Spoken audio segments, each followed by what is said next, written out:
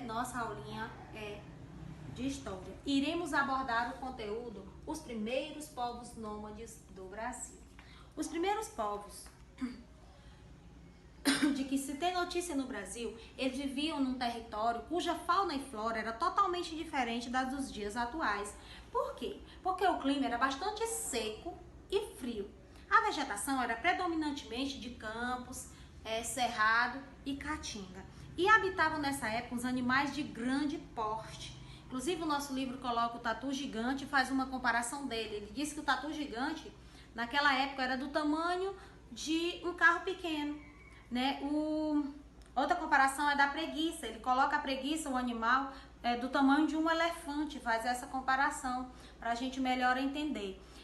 Mas logo em seguida, e o bicho preguiça, lembrando, como ele também era muito grande, né, era gigante, preguiça gigante, ele não vivia como o bicho preguiça atualmente, que ele vive no galho das árvores. Naquela época, como ele era do tamanho de um elefante, não tinha como, ele vivia mesmo no chão, né, na terra.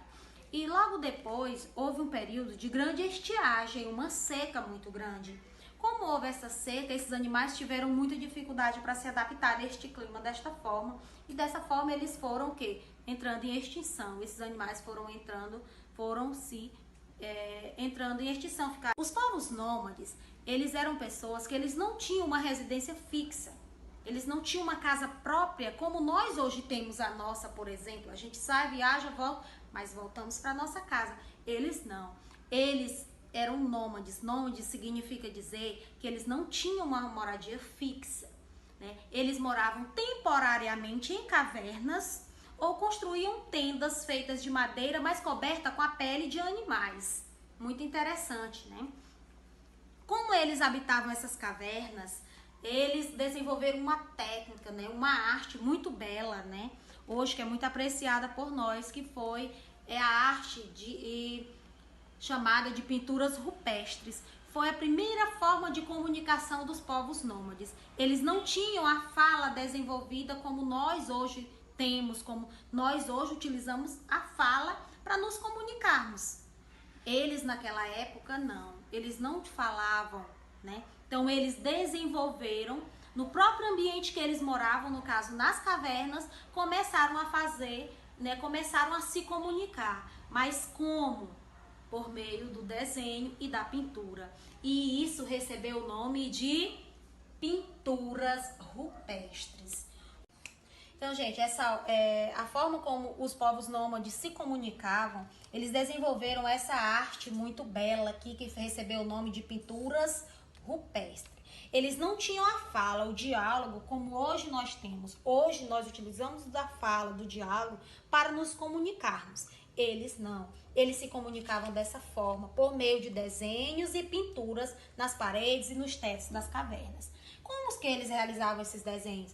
Eles utilizavam pigmentos de plantas, utilizavam o sangue do próprio animal, né, para fazer os desenhos e pinturas. Utilizavam também os ossos dos animais para fazer traços mais finos. Então, era dessa forma. E representavam também cenas do cotidiano da vida deles, que no caso eles viviam apenas o quê? Na natureza, coletando frutos, caçando animais, que era do que eles se alimentavam, né?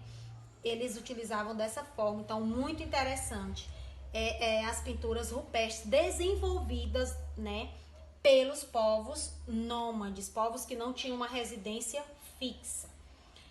E aqui no Brasil, nós temos vestígios de que os povos nômades habitaram aqui. Agora, aonde? Interessante, no nosso estado, no estado do Piauí, no sítio arqueológico de São Raimundo Nonato, né? Na Serra da Capivara, né? Na região de São Raimundo Nonato. Lá nós temos vestígios de que esses povos nômades habitavam. Quer dizer, vestígios, porque lá nós temos isso aqui, ó.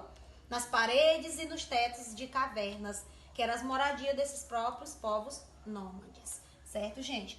Então, crianças, agora nós somos convidados a pegar o nosso livrinho de história e vão fazer a releitura. Releiam, por favor, o livrinho de história nas páginas 44 e 45.